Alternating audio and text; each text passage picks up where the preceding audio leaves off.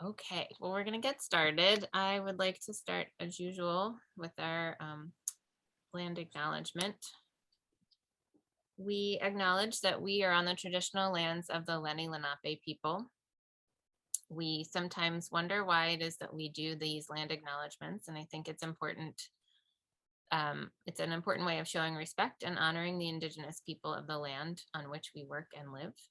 This acknowledgement is a simple way of resisting the erasure of Indigenous histories and working toward honoring and inviting the truth. So as I did last time, I'm going to put a link in the chat for anyone who wants to learn more about land acknowledgement in general, but also this is from the National Museum of the American Indian. So please do some exploring. And then I think Chandra might have wanted to say where she is. Yeah, I'm here in Kansas City, Missouri, and this land is Kanza, Kickapoo, and Osage. Thank you. Thanks for doing that. Chandra DeBuse is a ceramic artist making functional pottery in Kansas City, Missouri. She incorporates a feeling of play and amusement in her work by using narrative imagery, patterns, and forms. DeBuse's pottery is functional with narrative imagery, pattern. Oh, I read that already. The approach is creating her work reflects make-believe imagination, characters, and landscapes of leisure. She uses bouncing lines, candy colors, low relief, and hand-drawn elements to encourage a sense of discovery and exploration. DeBuse's training in psychology and the experience working in a shelter helped support the idea of what she wanted her pottery to be. She wants her ceramics to reflect uplifting moments and contribute to a person's positive outlook. Chandra she studied at the University of Florida, where she earned her MFA. And then she was a resident artist at Aramont School of Arts and Crafts. She is also a founding member of Kansas City Urban Potters. And I think we're going to get to hear more about that in a few minutes. Welcome, Chandra. Thank you.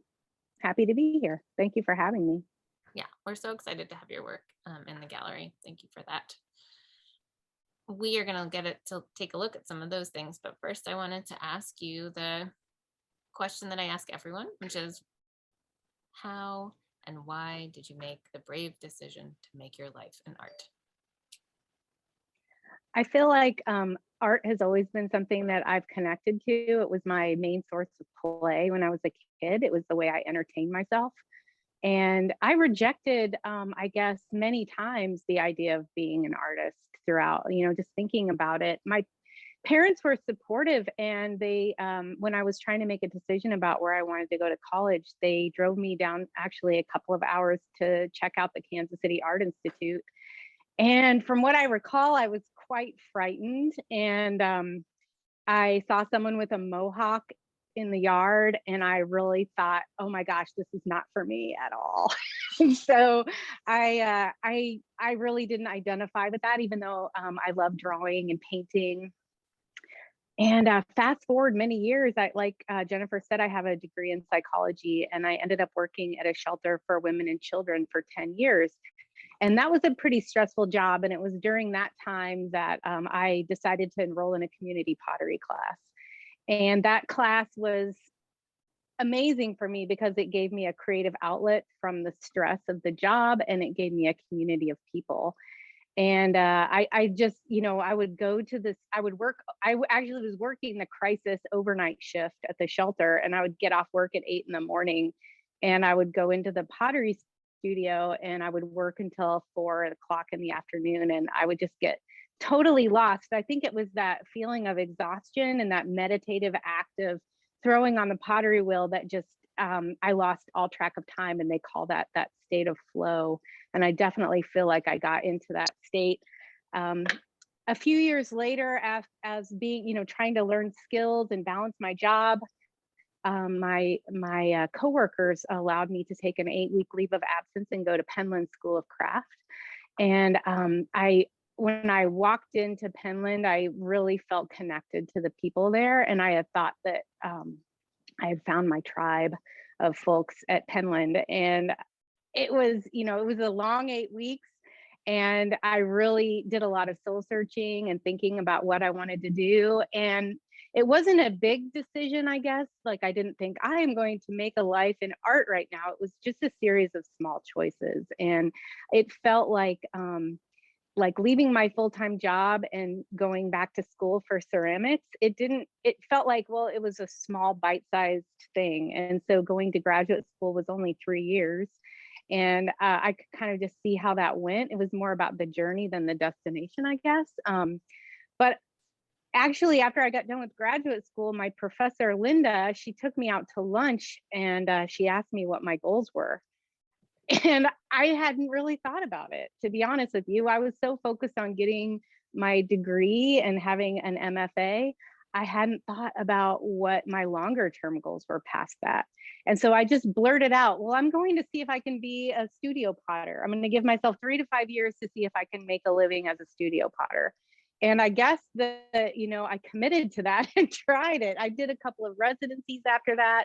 And then I moved to Kansas City, and Kansas City has been a great place for me to have a community of people, live in a central area that's accessible to my family, and it's accessible to an airport where I can fly across the United States to teach.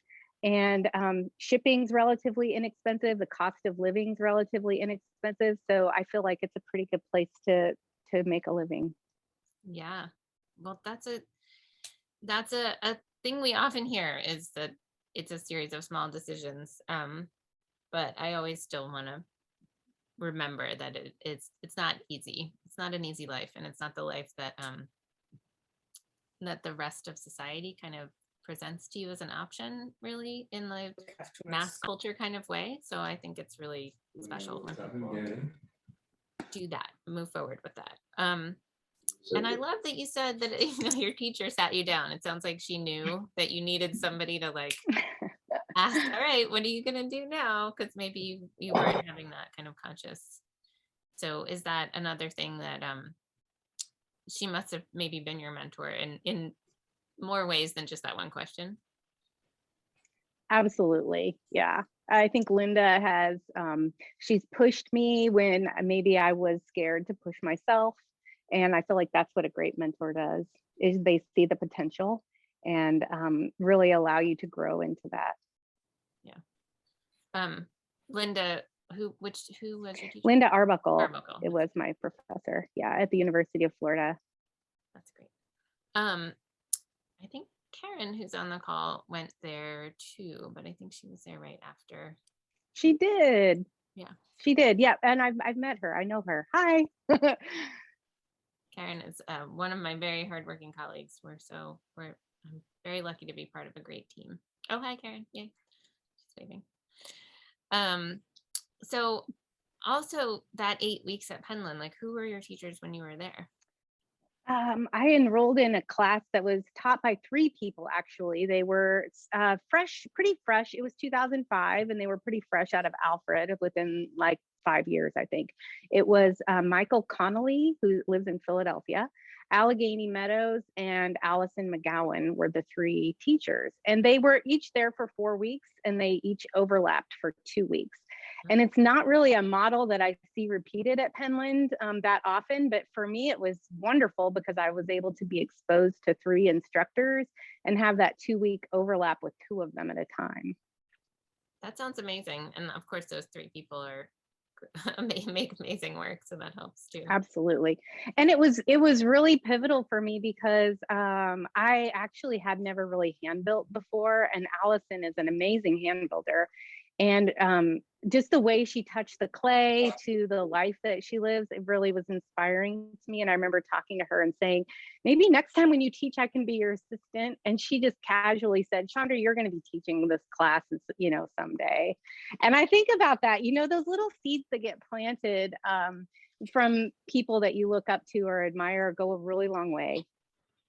Yeah, that's so true. And so what has been your experience with teaching? Like, what was your favorite teaching experience that you've had? It's been terrifying in many situations, I guess early on, especially. I don't have a bachelor's of fine arts degree. And so the academic education that I have had hasn't been super formalized, I guess. And so when I found myself in a situation to teach beginning throwing in graduate school, I was a little bit like lost and not really sure how to approach those students. And so I kind of feel like I fumbled my way through it a little bit. And then my first community teaching experience after graduate school, I also I hadn't really come to accept the different approaches, I guess, in teaching community students versus an academic group. And Mhm. so I think that I imposed a little bit of my academic rigidness onto them and quickly learned that that's not what they wanted. But those two, I mean, but that experience of teaching in the community environment was really valuable. And I do feel like that is where I can make the most impact on folks is in a community environment versus an academic environment. I think that we all, especially in the digital age, we do so much of this. And I think getting out there and making things with our hands, having an opportunity to express ourselves creatively and also, work in a way that's maybe not the most comfortable, it really stretches your abilities and stretches those muscles that maybe you didn't know that you had. I think a lot of times people take community pottery classes like how I found ceramics. I was stressed out and I needed a creative outlet and I always wanted to try it, so I did. And also, a lot of times people are professionals and they're really successful in their lives and they come and try to have power over the clay, and it's not always easy. And I think that stretches a person's character as well. Yeah. Well, you're speaking our language because that is inherent in the mission of the Clay Studio is to offer that opportunity to people, and it is exciting to see people who are they're really actively searching for something, because it's not, you don't just fall into it, right? You have to go find a class and make time and pay for it, and we're excited when we move into our new building to be able to hopefully offer like a wider range of economic levels of access to the classes, because that's so important too. And it also sounds like maybe you would come teach a workshop for us at some point. I would love to. That'd be great. And back to your thing about like when you were in graduate school and teaching a class and being scared. I mean, it sounds so familiar because in terms of art history, it's the same thing. I was like, what do you mean you want me to teach a class? I'm just a second year graduate student. And it is that you dig deep into like who the professors were who affected you and how they taught things and try to echo those. But yeah, I think it's always terrifying. I wonder if we should be doing something different there. Like, why are we Yeah, letting I think these my people? mantra was fake it till you make it that year. I feel like in so many ways, that's what I kept saying to myself over and over and over again. You just got to read the chapter before the week before the students read it. That's what I would. And it's like, okay, I know more than they do. Maybe not much more, but enough. Yeah. That's funny. So you were done with Penland. Are, you moved to Kansas City, I guess, or you were there already at that point. And then talk a little bit about your connection with the other potters there and how you all started your amazing organization. Yeah, I think that there might be different stories as to how the group developed, but for me, what I remember is I was invited to the American Pottery Festival in Minneapolis and Meredith Host was also invited. So a group of us road tripped up there together. And when we got there, we were just floored with the Warren McKenzie lottery, basically. There was a line that wrapped out the door and around the block to get to be first in line to pick a Warren McKenzie pot. And it was like something I had really never seen before was that level of enthusiasm and support for a hero, Warren McKenzie, but also at the Northern Clay Center. And I think on the way back from there, Meredith and I were chatting, like, why can't we get something like that going in Kansas City? I mean, we knew how big the Northern Clay Center was and what a big deal Warren McKenzie was, but the Kansas City has a strong clay community as well, and a strong history. And they've had, you know, great galleries here, and the Kansas City Art Institute is here, and other arts organizations that are the Kansas City Clay Guild. Yeah, I could go on and talk about all of the ways that the Kansas City has art organizations. So we decided to do a Kickstarter. I guess we just kind of, you know, we had some friends and we just talked to some people. Erica Iman was one of the beginning people, and Paul Donnelly, Rain Harris, Alex Watson, Janet Evans, and myself. And some of the membership has changed throughout the years, but we did a Kickstarter in 2014 to raise money to build furniture. We originally just wanted to have an event, and that turned into a studio space and a shop, as well as a once yearly event that we hold called the Midwest Pottery Fest. We haven't had that since COVID. We have gone online, which has been sad. But one of the coolest things that we do during the Midwest Pottery Fest is, because there are so many makers here in Kansas City, we invite the community of makers that we know to have a potluck, because that's what potters do, is have a potluck. And there have been, you know, 50, 75 people that have shown up for this. And we do a storytelling segment so that people can get up and talk about their relationship to community and clay and Kansas City. And those have been recorded. We had Ben Carter here for our one of our events, and he put us on his podcast. So that was really fun. It's kind of like the Moth Story Hour or other podcast story sessions. It's great. And, you know, some of them have been really funny. Some of them have been really touching. Some have been poetry. I don't think we've had anybody sing. Oh, no, that sounds like but a challenge out there. Yeah, not going to be me. That's amazing. And so now it's a studio space and a shop. Yep. And yes, you're like, it's like a membership based kind of studios. Yeah, where we call ourselves a collective. And, you know, we're talking all the time about what the collective looks like after our involvement's over. Is this a living organization? Will this live beyond us? You know, and so trying to figure out what the relevance of our group is going to be long term is, I think, one of the impending challenges that we're facing as groups. Try to figure that out. Yeah. Well, and again, thinking about the clay studio with 5 potters who wanted to share space and kind of start something almost 50 years ago, and now it's a pretty big organization, to say the least. And our new amazing building and all the things that are happening. But I feel like we're, like any good organization, always in that mode of questioning, like, okay, why are we relevant? What do we really want to be doing? Make sure we're staying true to all those things. But it's fun to see a younger organization kind of going through the stages that I didn't get to be there in 1974 to whatever, 1984, to see what the first 10 years of the clay studio were like. So it's fun to see it happening in other places. Yeah, that's great. So I want to get people to be able to see some of your work, and I asked you for images showing a progression. So I'm going to share my screen in one sec so that people can see some of your earlier work, and you can kind of talk us through. I know, I think I sent you like 12 images. Don't feel like you have to show all of those.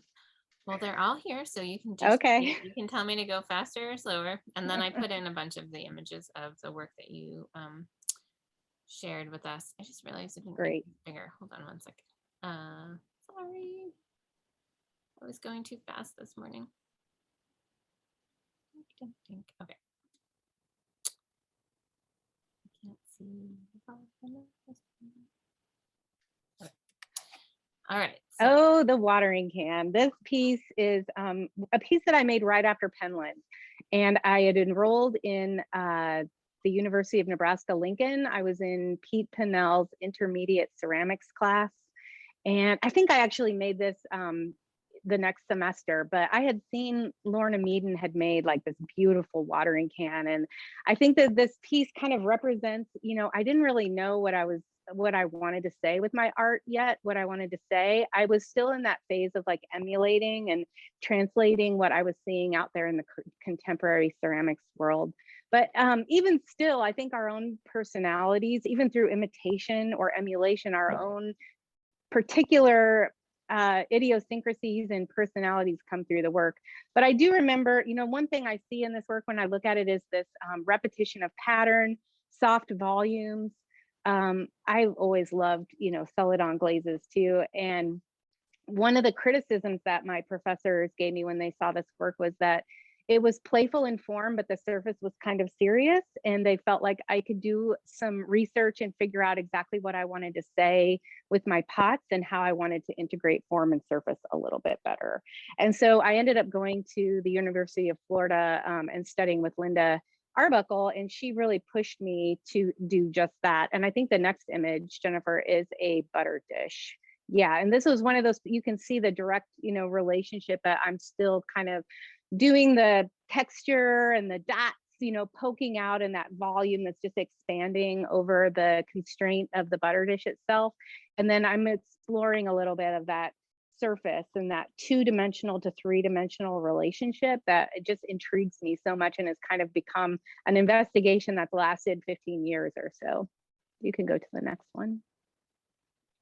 Living in Florida, I also wanted to examine maybe, the image of the squirrel is kind of an iconic image for me. It's something that I've been working in since I was in graduate school.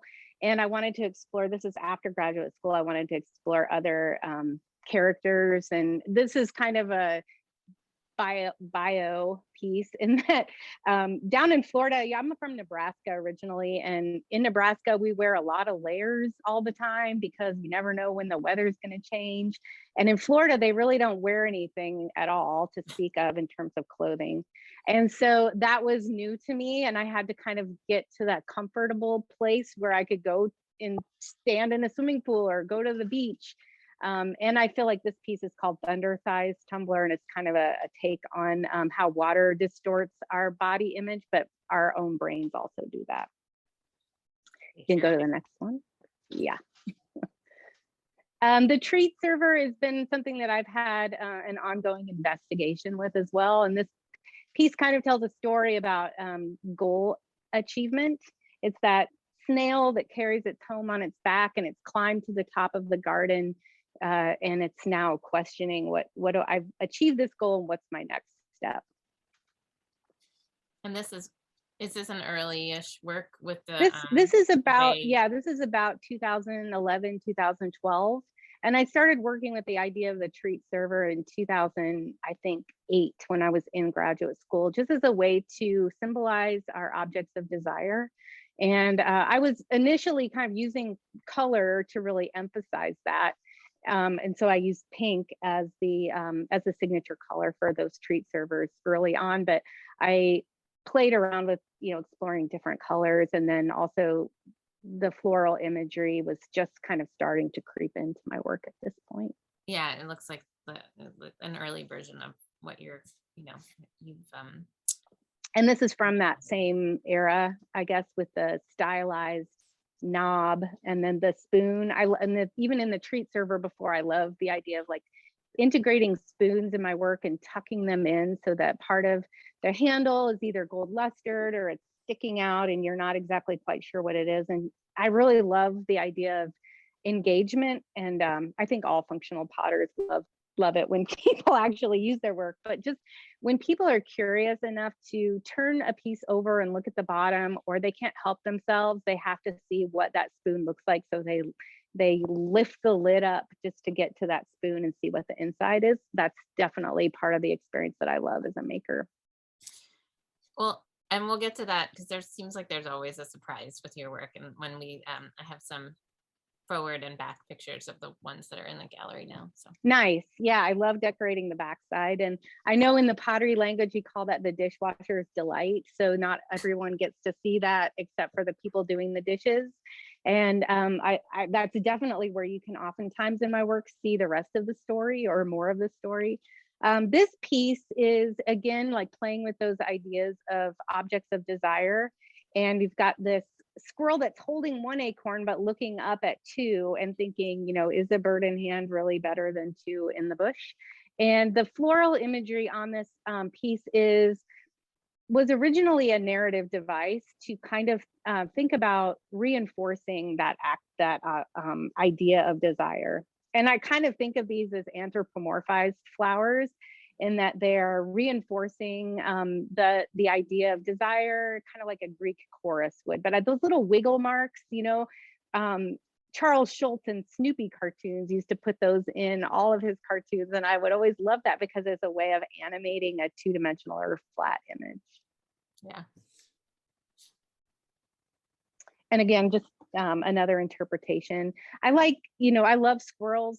Squirrels are, I know Jennifer's going to ask me more about squirrels, but also any kind of urban wildlife or animal that's invaded our domestic landscape, I like to think of.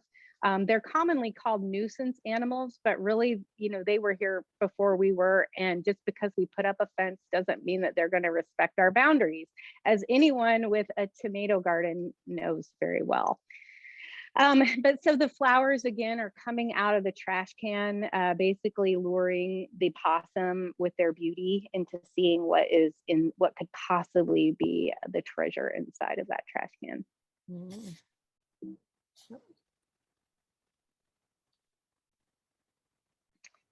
Playing around with some more floral cups. I think I've had experiences with viewing my work in a gallery setting where I felt like the imagery and the pattern is just too much. It's almost so much I can't even look at it. It's like overindulging in candy and you're like, oh gosh, my mouth just hurts.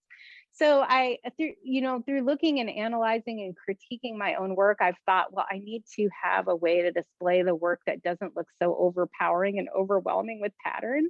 And so just thinking about having some quiet spaces on the work, this is always like a pendulum in my making that's swinging back and forth between minimalism and maximalism. And I've definitely swung more towards maximalism in the life of my making. But I'm always thinking about restraint, backing off, allowing some quiet areas to come forth. So it's always in my mind, whether it's actually in the pieces or not. This is not actually a very chronological or linear progression of the work because it's in the order in which I sent it to you, Jennifer. But to back up a few years, this is just an example of some of those pieces from my MFA show in 2010, where basically the show was a narrative installation of 4 phases of achievement through the eyes of a squirrel. And those phases were desire, chase, catch, and hoard. And these were plates from the catch phase. And so it was really, I had just started drawing on my pots maybe the year before this. And this was really just, actually the beginning of using the squirrel as a metaphor for impulse and play, but also desire and determination, as they're always thinking about that prize, that acorn. And they're really, I guess, to talk a little bit about why squirrels, they're very entertaining characters. They're very animated. They are goal oriented and they're also highly distracted. And I feel like that's like every college student that I've ever come across, and it essentially is me. I'm focusing on achieving goals, but I'm also really easily distracted. Like if you asked me to go to ice cream, it'd be really hard to say no. Speaking my language there. Ice cream is always on the top of the list. So it's interesting. I was just thinking about this idea of goal achievement and the fact that you switched from, again, I'll go back to like the act of bravery, that you switched from something that was a more traditional path of career to art making. And does that play in at all to the fact that you're like your work seems to focus on this idea of like achieving your goals when you were on a certain path that was going to have certain goals, and then you changed your mind, and then you were, it's a very different kind of goal and achievement template. Yeah, I think like dividing it up into bite-sized goals is definitely key. It's easier to, put one foot in front of the other than to run a whole marathon. Right. But I mean, like your standard for whether you were achieving changed when you changed your career. Yeah. So like Yeah, it was different. Anyway, so it's interesting that you were, kind of exploring that at this moment when you had just like drastically changed your career path. Yeah, I think there's definitely something to that as to why I chose to even have an MFA thesis show about 4 phases of achievement through the eyes of the squirrel. Yeah, right. And that you were the squirrel. Yeah. And you have a degree in psychology, so you want to, I don't know. Well, you've done a good job of explaining the squirrel. One thing I always like to talk about with what my psychology degree is, one of my favorite classes was behavioral psychology, where I trained a lab rat to perform obstacle courses using motivation and reward. So basically, giving them pellets of food to reinforce certain behaviors. And then just thinking about, as people, what are the things that we're rewarded for wanting? It's a larger conversation. But so back to the pottery, to integrate 2-dimensional and 3-dimensional across the landscape of a piece has always been something that I've been interested in. And so this squirrel reaching across to the other side to that low relief acorn is a way that I love to play around with the whole landscape of the vessel as canvas. And this also, the physicality of it being on 2 sides of the same object means that the squirrel's never really going to get there. And I mean, I've actually talked to Kevin Snipes about this a lot, because on his pieces, he always has people on different facets. And he says, like, well, they're about relationships, but they're never going to actually come together. Yeah, and maybe that's where the viewer comes into play, and the viewer takes over with their imagination and the way that they can animate the piece on their own. The piece as itself, yes, it's a window in time, but it could live on and, thinking about the possibilities beyond. Yeah, it's like a little movie. Oh, and even Salt more and pepper complex. sets. What'd you say? Yeah, salt and pepper sets. Just when I made this, I was living in Gatlinburg, Tennessee, and I did a residency at Arrowmont School of Arts and Crafts for a year. And they have an amazing museum there called the Museum of Salt and Pepper Shakers, I think. Oh, and they have 50,000 examples. It probably is more than that, of salt and pepper sets. From, most of them are very kitschy, and I love how each of them they're a little narrative in their own. My great grandmother actually had a collection of salt and peppers, and as the kids, we used to play with them like they were toys. And so I love the idea of adults, of kids of all ages, playing with their food serviceware at the table as a source of amusement. And so thinking about how this is very toy-like. The cow is a pepper shaker, and that little bucket and spoon is a salt cellar. And then the tree is a bud vase that you can put a little flower in. I think the next image shows the pieces all kind of apart. I guess I like that image because it emphasizes the toy-like nature of a piece. Yeah, and that you have to engage with it in order to really have its reward. So now we are switching over to the work that you're currently doing, and this is what is on view at the clay studio right now. So here's one group of things. But talk a little bit about, is this part of your attempt at restraint? Yeah, it is actually. I mean, having a retail shop here in Kansas City too, I think that you can't help but pay attention to what people focus on.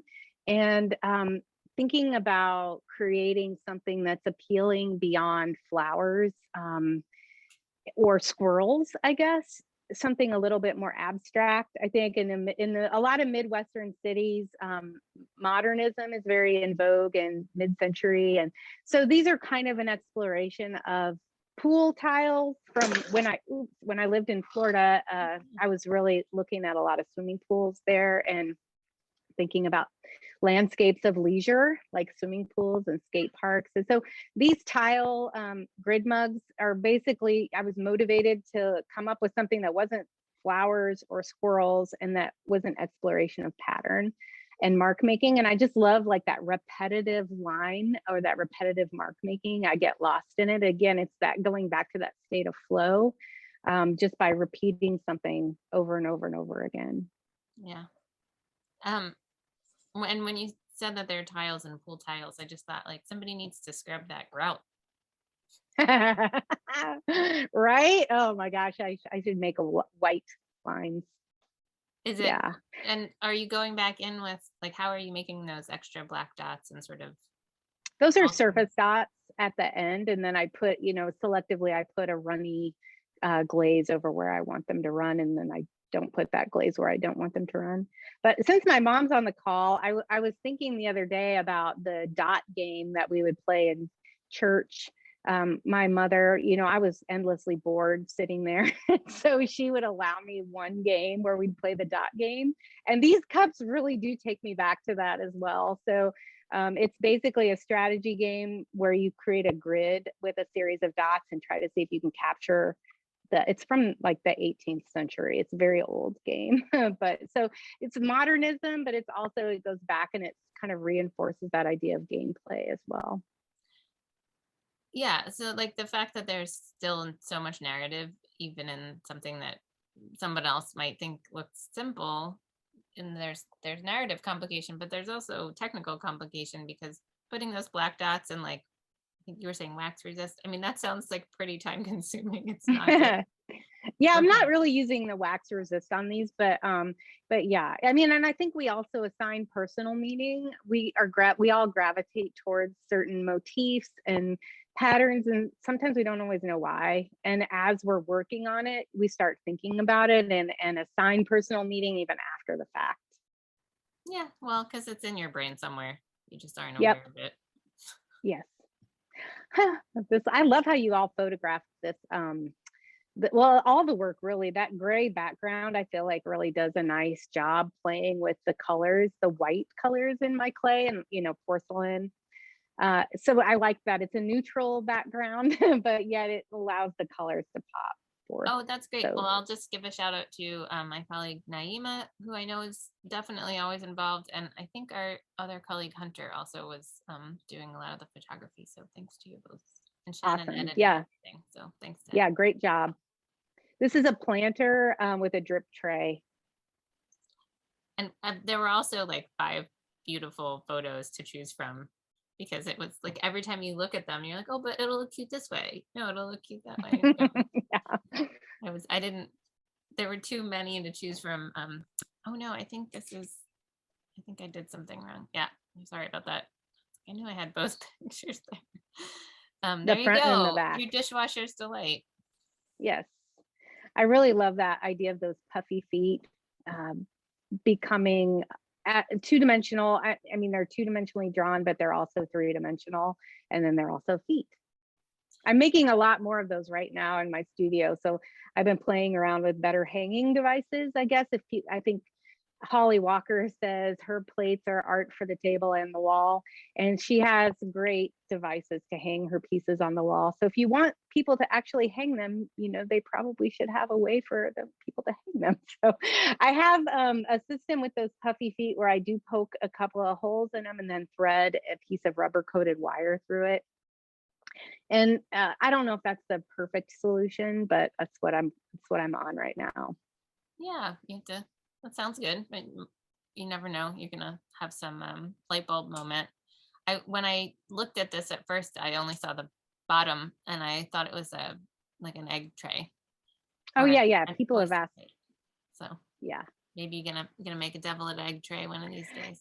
Yes, I've had people suggest that to me actually. We actually have a I think it's a rain. Is it Rains? No, I'm getting confused. I thought it was a Rain Harris, but it might be somebody else. Like this amazing 3-tiered deviled egg tray with a rooster on top. Ooh. I'm embarrassed. Oh. A rooster on top. It's not Carrie Radash, is it? I'll have to find an image and I'll, by the end, I'll figure it out. But anyway, it's like your tree, your 3-tiered plates. What did you call them? Treat server. Treat server. See, I thought you were saying tree. I'm like, well, it does look like a tree. Treat. It does, yes. Treat server. Okay, so more of those. And here we have another, even the cups, everything on the bottom, there's something to find. You want to talk a little bit about these patterns? Yeah, yes, there are bugs you'll see. And somebody on Facebook actually commented to me after I posted one of these that they love bugs, and they loved that the bugs were sort of hard to find, just like in nature. So they get kind of lost in with the pattern of the background and the floral, and you have to really, in some cases, you have to really look to realize that there are bugs there. And I kind of loved that idea. So yeah, bugs again are creatures that have invaded our domestic landscape in many ways and have become nuisance creatures, but yet they're just so beautiful, and there's so much to appreciate in their amazing bodies that I don't know how how you could be totally disgusted by them, because they're just so fascinating. And they're part of what keeps us all alive. Absolutely. Them in the ecosystem. Here we go. More bugs. Yeah, they're everywhere. I love the idea of overwhelming a berry bowl with bugs too. Maybe we just don't notice then when there's an actual ant in there. And they have such distinct surfaces, because again, there were 3 photos of this plate, because you really need a separate photo to see the edge. So you're really working with really multiple planes and image surfaces in a way that are it's really great, again, because you have to use it. You really have to physically be in person with these things to totally appreciate them. I do. I think that they're kind of similar to a book in that you don't get the whole story from reading one page. You really have to turn them over and live with it and read multiple pages and think about it in order to get it all. Yeah. I looked at another possum with another pattern. Is this your pattern? Yeah, your dot game again, sort of in a different way. Yeah. Kind of in a different way, I guess. It is that meditative, and I start with the circle around the possum and start drawing these triangles, and it almost feels like a gameplay to see if I can get them to connect in a way that completes the pattern and still holds the structure and the rules of the pattern. Like if you stare at this, each one of those pie shape basically is comprised of 6 triangles. And sometimes I only have 5. Like I'm looking at one right now where there's only 5. So I somehow messed up in it. But yeah, it's like a game. Yeah, that's so great. I don't think I would have realized that, but now you're saying it, I see the 5 also. Yeah, so 5 is like front and center. I was right now is decoration week with my work, so I've got everything made and now I'm decorating, and I was doing that triangle thing, and I was almost bending my own brain with it, because you're working with a 3-dimensional form and this 2-dimensional line quality, and then just like trying to connect it back together. It's like, oh, I don't think it's gonna work. Yeah, it's like the same feeling as, what are they called? Sudoku. Yeah. Puzzles. Sudoku. You're like, oh, it works every place except for this one number, but it doesn't matter if that one's wrong. It's still the whole thing. Yeah, exactly. Brain teasers. And then we've got a snake. He looks a little angry. Is he? I don't know. He doesn't have like that furrowed brow, does he?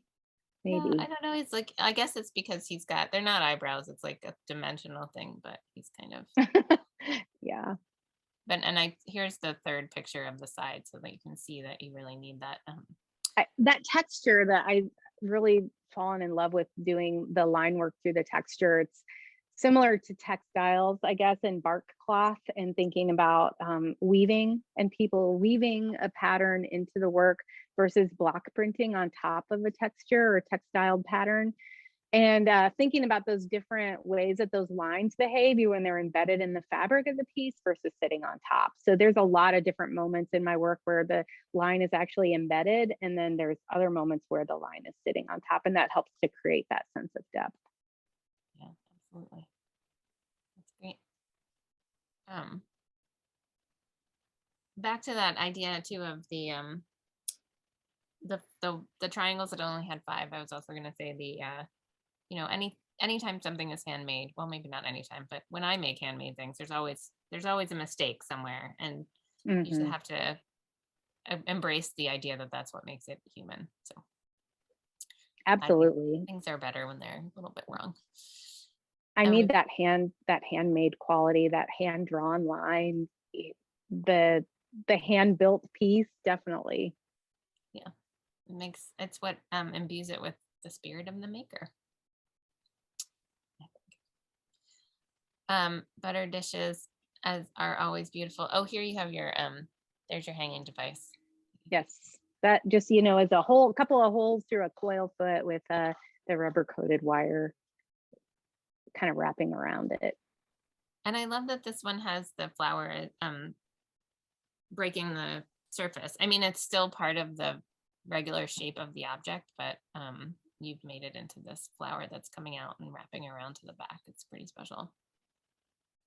Yeah, repeating that same shape over and over again and trying to come up with different ways of composition. I love the idea of integrating the 3-dimensional form with a 2-dimensional drawing. So lots of different ways of breaking up and organizing the space on the same shape over and over again. Well, and from what you're saying and the ideas that are repeated in the work that you're doing is when you think about teaching a workshop, and if you were to design whatever you want, like what would your favorite workshop be to teach? Something about I love teaching decorated plates. And talking about all these ideas of 3-dimensional and 2-dimensional, how to integrate them. And yes. Yeah. Well, it sounds fun. I want to take that. And then we're back to something similar to that salt cellar that you or the salt and pepper. Yeah, exactly. The fence, kind of symbolizing that boundary, the squirrel that's mastering its own domain, that sits and perched on the top of this, kind of guarding the salt cellar, and then keeping the decoration on the outside somewhat simple for me, and then having all of that reward on the inside. I feel like that is kind of the culmination of a lot of the ideas that I've been thinking about.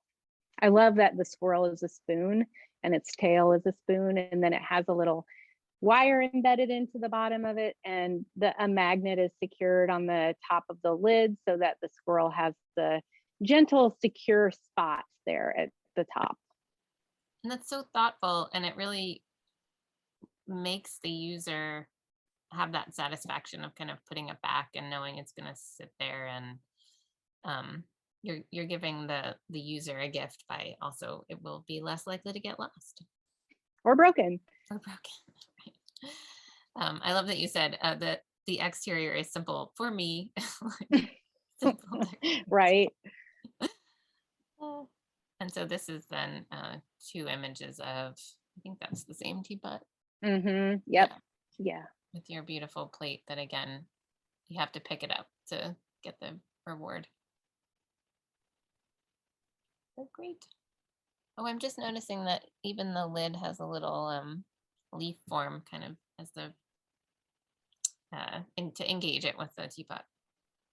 Yeah, I mean, it's like thinking about what can lock a lid in place when you're pouring the piece. And I feel like this does a pretty good job of that. But that little curl, I think, is, it's definitely, it is, I think it becomes a leaf when you look at the inside of the lid. It at least is like part of the structure of a flower drawing.